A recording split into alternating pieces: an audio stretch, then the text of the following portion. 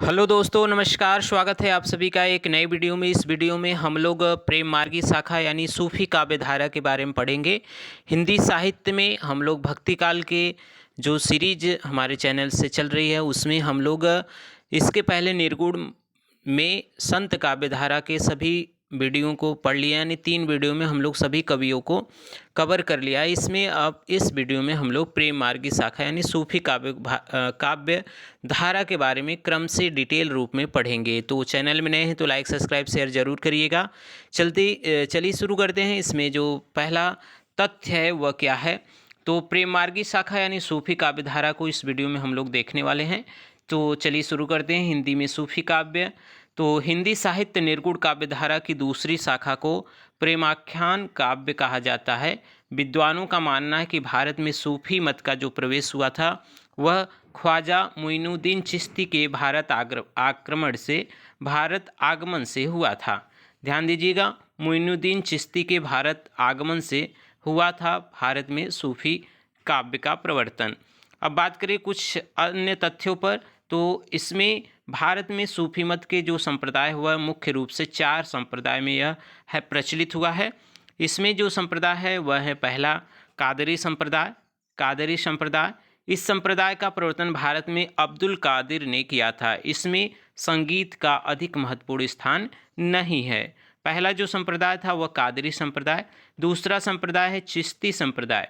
इस संप्रदाय का प्रचार प्रसार भारत में ख्वाजा मुइनुद्दीन चिश्ती ने किया था। इसमें संगीत तत्व को प्रधानता दी गई है। और तीसरा जो था वह है सोहरावर्दी संप्रदाय। इस संप्रदाय का प्रचार भारत में बहाउद्दीन जकरिया ने किया था।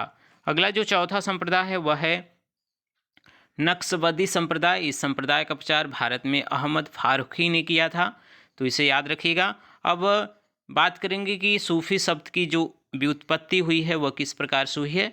सूफी शब्द की व्युत्पत्ति विभिन्न शब्दों से की गई है। मुसलमानों के पवित्र तीर्थ जो मदीना की मस्जिद के सामने वाले चबूतरों का नाम सुफ़ा चबूतरा है। इस पर बैठने वाले फ़कीरों को सूफ़ी कहा जाता है।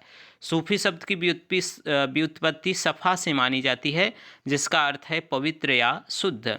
सूफ़ी शब्द सूफिया से बना है, जिसका अर्थ है ज्ञान। ठीक है। सर्वाधिक मान्य मत यह है कि सूफी शब्द का संबंध सूफ से है। ध्यान रखिएगा, सर्वाधिक मत यही है कि सूफी शब्द का जो संबंध है वह सूफ से माना गया है। आगे देखते हैं। अगला जो तथ्य दिया है कि सूफी लोग जो सफ़ेद ऊन से बने हुए चोंगे पहनते थे, उनका आचरण पवित्र और शुद्ध होता था। सूफी कवियों को मुख्य दर्शन जो है, सूफी कवियों का मुख्य दर्शन है तसव्वुफ़। याद रखिएगा, सूफी दर्शन जो है वह मुख्य रूप से तसव्वुफ़ है।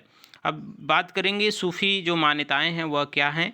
सूफी जो मान्यताएं हैं वह हैं, सूफियों के अनुसार ईश्वर एक है और उसका नाम आत्मा और तथा ईश्वर में कोई अंतर नहीं है।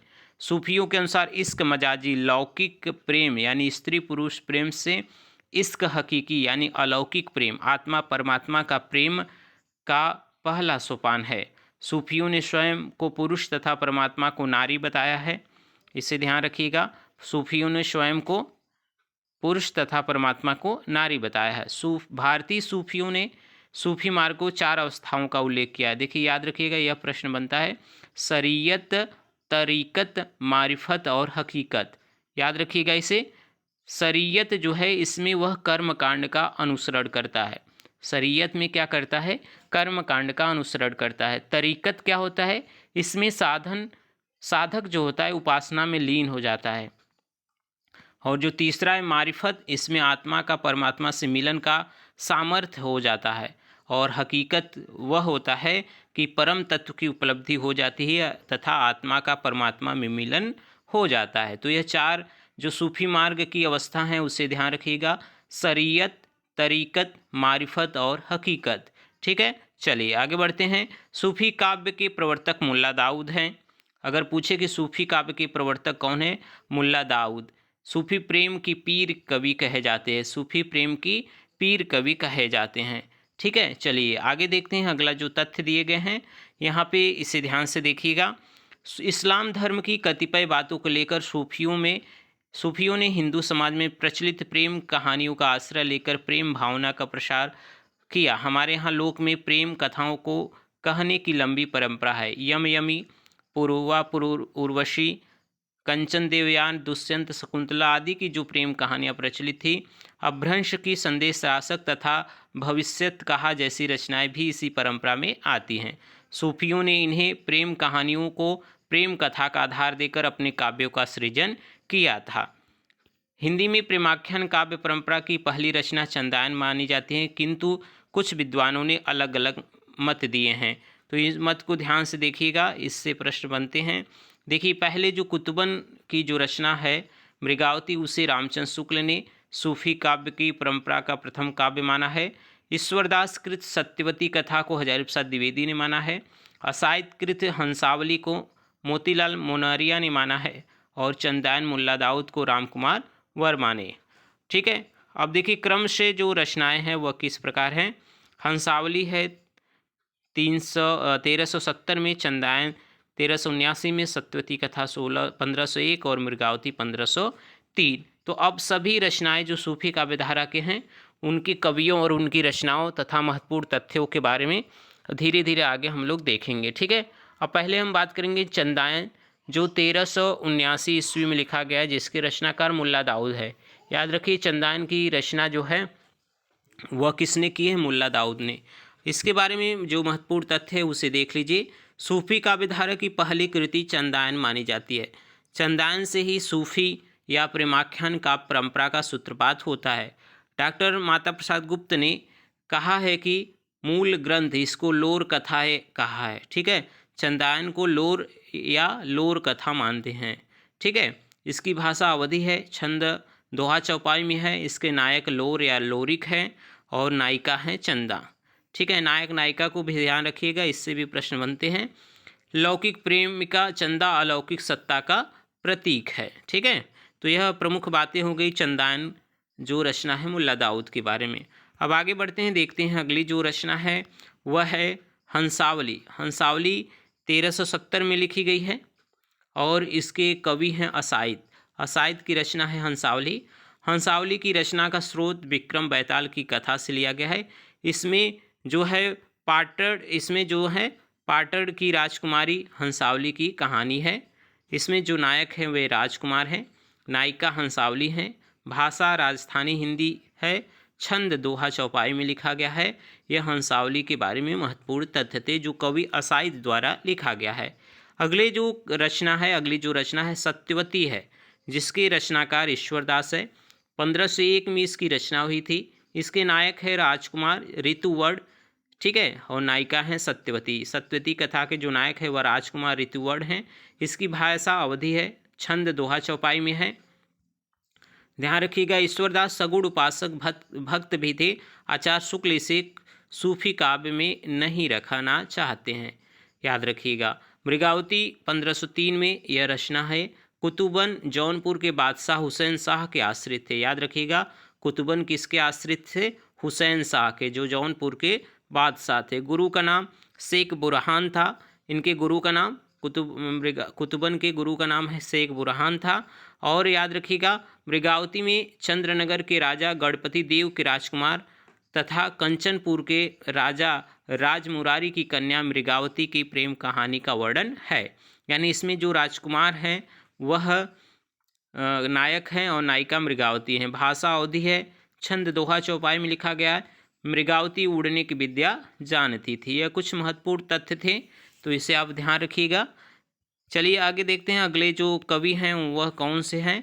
वह है माधवानल कामकंदला। यह नाम से 3 कवियों की रचना मिलती है। माधवानल कामकंदला, यह 1527 में। इसके रचयिता गणपति हैं, नायक माधव, नायिका कामकंदला। भाषा राजस्थानी, छंद दोहा।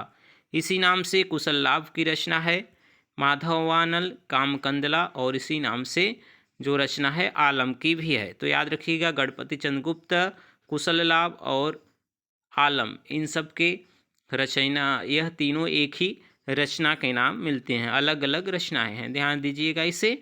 चलिए, अब जो सबसे महत्वपूर्ण कवि हैं सूफी काव्य में, जिसे सूफी काव्य का प्रवर्तक माना जाता है, वह कौन है? वह है मलिक मोहम्मद जायसी। देखिए मलिक मोहम्मद जायसी के बारे में डिटेल रूप में पढ़ेंगे। 1500 से 1542 ईस्वी तक इनका समय माना जाता है। इनका जन्म स्थान उत्तर प्रदेश के रायबरेली जिले के जायस नामक स्थान में था। जायस के निवासी होने के कारण इन्हें जायसी भी कहा जाता था। जायस के निवासी होने के कारण इन्हें जायसी भी कहा जाता था। इनके बचपन का नाम मलिक शेख मुसफ़ी था। बचपन का नाम मलिक शेख मुसफ़ी था, किंतु ये मोहम्मद के नाम से प्रसिद्ध हुए और मलिक इनकी पैतृक उपाधि थी। इनके पिता का नाम मलिक शेख ममरेज था और गुरु का नाम शेख मुहिद्दी या मुहिउद्दीन था। ठीक है, याद रखिएगा, शेख मुहिद्दी या मुहिउद्दीन था इनके गुरु का नाम। आगे बात करें तो पद्मावत ग्रंथ में जायसी ने अपने गुरु सैयद अशरफ का उल्लेख किया है। पिता की मृत्यु हो जाने पर जायसी का पालन पोषण ननिहाल मानिकपुर जो प्रतापगढ़ में है वहाँ पे हुआ था। यह तथ्य याद रखिएगा कि जायसी शेरशाह के समकालीन थे। जायसी को शेरशाह का आश्रय प्राप्त था, पर जायसी का अधिकांश समय अमेठी के नरेश के यहाँ व्यतीत हुआ था। जायसी को 6 वर्ष की अवस्था में ही चेचक का प्रकोप से उनकी आँख और बाया कान जाता रहा। उन्होंने स्वयं लिखा है, मुहम्मद बाई दीजी तजा इक सरवन इक कान। तो यह इनकी महत्वपूर्ण बातें हैं।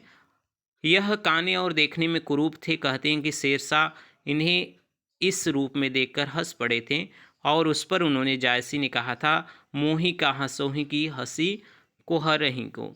यह पंक्ति पूछी जाती है, ध्यान रखिएगा।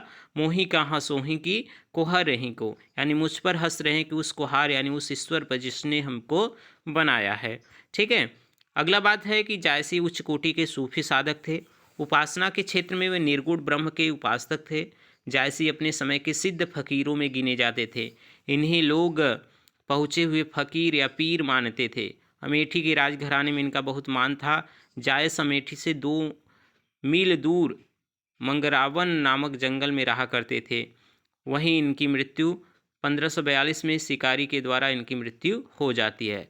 इनकी जो भाषा है रचनाओं की वह अवधी भाषा है, ध्यान रखिएगा। अब इनकी रचनाओं पे चर्चा करेंगे। महत्वपूर्ण इनके ग्रंथ हैं पद्मावत, आखरावट, आखरी कलाम, चित्ररेखा, यह लघु प्रेमाख्यान काव्य है, कन्हावत जिसमें कृष्ण का वर्णन है, कहरनामा और मसलनामा। तो याद रखिएगा, पद्मावत, अखरावट, आखरी कलाम, चित्ररेखा, कन्हावत, कहरनामा और मसलनामा इनकी रचनाएं हैं। रामचंद्र शुक्ल ने जायसी के 3 ग्रंथों का उल्लेख किया है।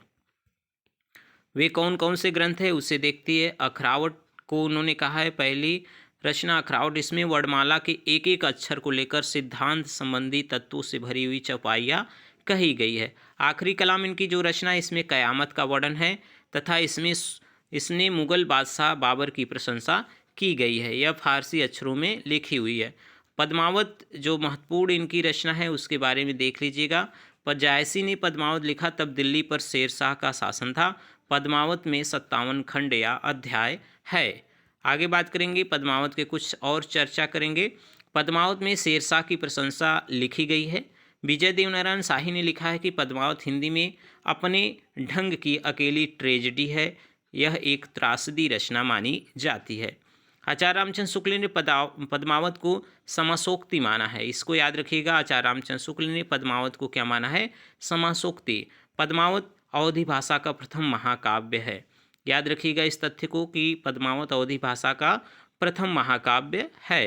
पद्मावत राजा रत्नसेन कथा के अनुसार हिंदी में लिखा गया ग्रंथ पद्मावत है।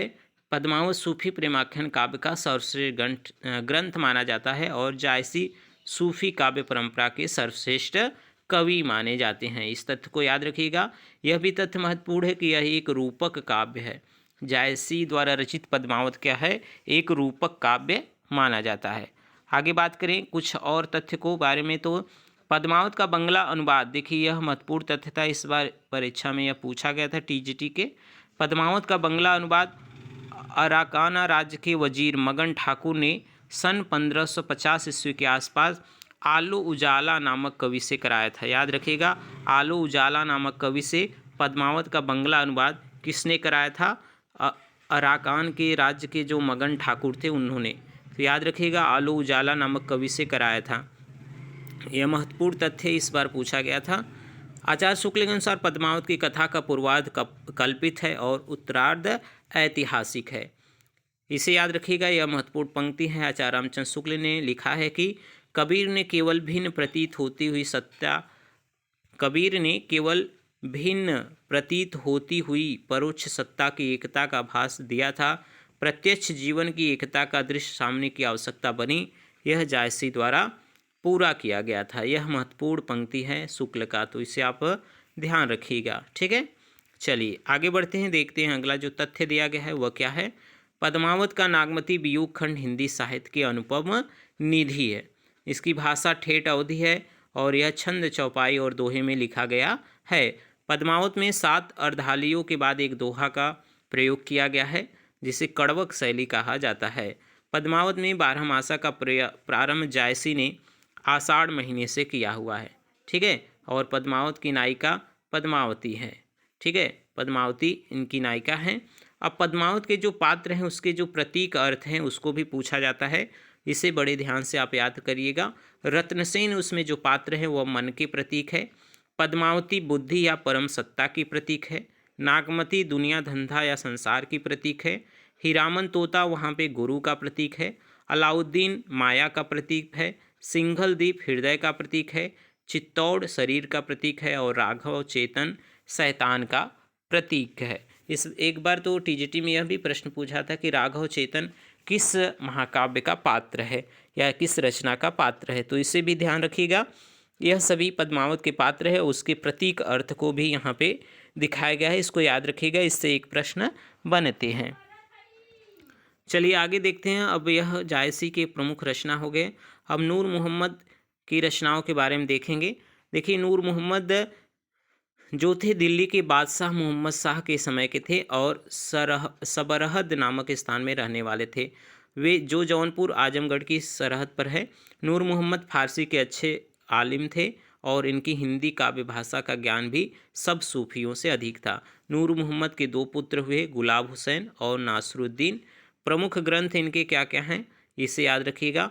जो प्रमुख ग्रंथ है वह इंद्रावती है और इसमें क्या किया गया है, इसमें कालिंजर के राजकुमार राजकुंवर और आगमपुर की राजकुमारी इंद्रावती की प्रेम कहानी का वर्णन किया गया है। ठीक है, अनुराग बासरी इनकी दूसरी रचना है, यह उनका समय है 1771। ठीक है, चलिए आगे देखते हैं। नूर मोहम्मद ने अनुराग बासरी की जो विशेषताएं हैं वह किस प्रकार की है, यहाँ पे सब दिए गए हैं, उसे आप ध्यान से देख लीजिएगा। चलिए अगले जो रचनाकार हैं रौजतुल हकायत। ठीक है, हकायक यह फारसी भाषा में लिखा गया है। आचार्य रामचंद्र शुक्ल ने मोहम्मद कृत इंद्रावती को सूफी काव्यानों की अखंडित परंपरा का समाप्ति माना है। यह तथ्य याद रखिएगा, यह महत्वपूर्ण तथ्य है। आचार्य शुक्ल ने नूर मोहम्मद कृत जो इंद्रावती है उसको सूफी आख्यान काव्य की अखंडित परंपरा का समाप्ति माना है। ठीक है, कासिम शाह जो बाराबंकी के रहने वाले थे, इनकी प्रमुख रचना है हंस जवाहिर। हंस जवाहिर में राजा हंस और रानी जवाहिर का वर्णन किया गया है। अगली जो रचना कवि हैं वह पुहकर कवि हैं। पुहकर कवि की प्रमुख ग्रंथ है रस रतन। ठीक है, नारायण दास इनकी प्रमुख ग्रंथ है छिताई वार्ता, इसे याद रखिएगा। नारायण दास की प्रमुख ग्रंथ है छिताई वार्ता और पुहकर कवि की प्रमुख ग्रंथ है रस रतन। ठीक है, इन दोनों को आप याद रखिएगा। चलिए आगे देखते हैं कुछ और तथ्य जो दिए गए हैं। देखिए, उस्मान कवि जो हैं, उस्मान यह गाजीपुर के निवासी थे। इनके गुरु का नाम हाजी बाबा जो चिश्ती वंश के थे। उपनाम मान था, पिता का नाम शेख हुसैन। उस्मान जहांगीर समय में वर्तमान में थे। इनकी प्रमुख ग्रंथ जो है वह चित्रावली है जो 1613 ईस्वी में लिखी गई है। इसमें नेपाल के राजकुमार सुजान और रूपनगर की राजकुमारी चित्रावली की प्रेम कथा का वर्णन किया गया है। उस्मान ने चित्रावली में जायसी का पूरा अनुकरण किया है। 7 चौपाइयों के बाद एक दोहा लिखा है। इनकी भाषा अवधी है। चित्रावली में अंग्रेजों के द्वीप का वर्णन किया गया है। ठीक है, चलिए अगला जो कवि है वह मंझन है। मंझन की प्रमुख जो रचना है वह मधुमालती है जो 1545 ईस्वी में लिखी गई है।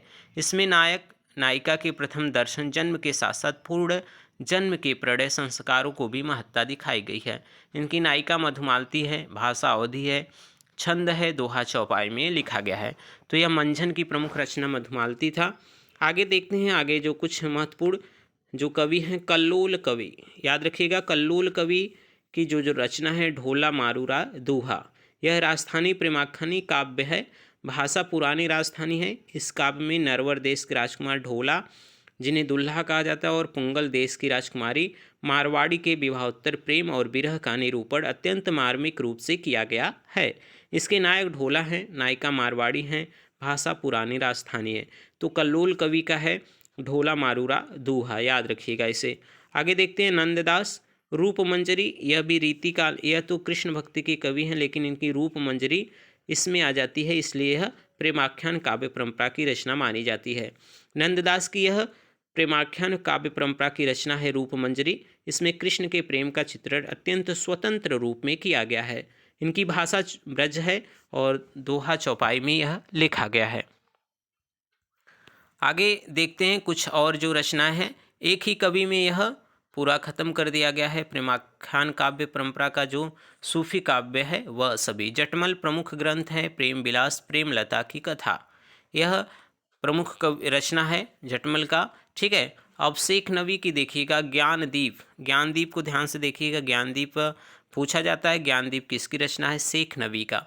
इसमें राजा ज्ञानदीप और रानी देव जानी की कथा का वर्णन है। भाषा अवधी है और दोहा चौपाई में लिखा गया।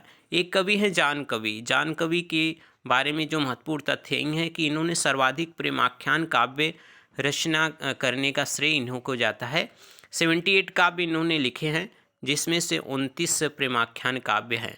यह पहले हिंदी कवि हैं जिन्होंने फारसी के लैला मजनू आख्यान को लेकर लैले मजनू काव्य की रचना किया है, ठीक है। यह जान कवि के बारे में है। आगे जो महत्वपूर्ण तथ्य हैं, जान कवि ने सर्वाधिक प्रेमाख्यान काव्य की रचना की है, तो इसे ध्यान रखिएगा। इनके प्रमुख ग्रंथ जो हैं वह कौन कौन से हैं, यहाँ पे दिए गए हैं।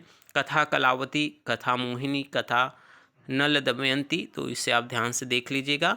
अगले जो प्रमुख कवि हैं वह है नरपति व्यास, इनका नल दमयंती, और मुकुंद सिंह, इनका नल चरित्र। यह रचनाएं प्राप्त होती हैं रीतिकालीन काव्य स्वंत काव्य धारा परंपरा में। तो सूफी काव्य धारा के बारे में और सूफी काव्य धारा से संबंधित महत्वपूर्ण तथ्यों का यह वीडियो था, जो आपको अत्यधिक लाभदायक होगा। तो आशा करते हैं वीडियो अच्छा लगा होगा। चैनल में नए हैं तो लाइक सब्सक्राइब शेयर जरूर करिएगा। अगले वीडियो में हम लोग सगुण काव्य धारा के बारे में पढ़ेंगे। तब तक के लिए आप सभी का बहुत बहुत धन्यवाद। मिलते हैं एक नए वीडियो में।